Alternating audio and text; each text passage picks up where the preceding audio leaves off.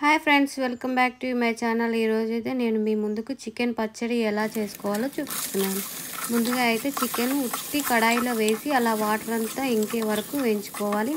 Water అంతా వెళ్ళిపోయాక అలా అవుతుందన్నమాట. వాటర్ అంతా అయిపోయిన తర్వాత దాన్ని మనం ఒక ప్లేట్లోకి అయితే తీసేసుకోవాలి. ముందుగా ఆయిల్ వేయకుండా ఖాళీ దాంట్లోనే వేయించుకోవాలన్నట్టు. తర్వాత చికెన్ తీసేసాక నేను అందులోనే కొంచెం ఆయిల్ వేసుకుంటున్నాను. నేనైతే కొంచెం 1/2 kg చికెన్ చేస్తున్నాను కాబట్టి కొద్దిగానే పడుతుంది వేయించడానికి.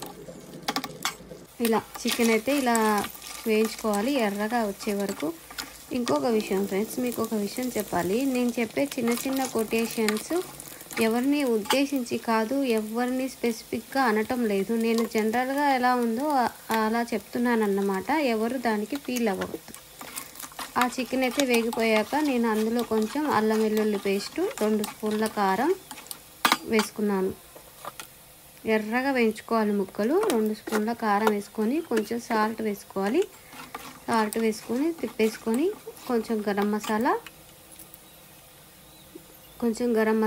కొంచెం జీలకర్ర మెంతుల పొడి వేయించుకొని పెట్టుకున్న జీలకర్ర మెంతుల పొడి వేసుకొని కలిపేసుకోవాలి. చికెన్ పచ్చడి అయితే రెడీ అయిపోయింది. ఇందులో మనం ఇప్పుడైతే స్టవ్ ఆఫ్ చేసుకున్న తర్వాత దీంట్లో ఒక్క నిమ్మకాయ చెక్క అయితే పిండేసుకున్నాను నేను. మీరు చికెన్ క్వాంటిటీని బట్టి నిమ్మకాయ పిండేసుకోండి. అంతే, వేడి వేడి చికెన్ పచ్చడి రెడీ. మీకు నచ్చినట్టయితే లైక్ చేయండి, షేర్ చేయండి, సబ్స్క్రైబ్ చేసుకోండి. బాయ్.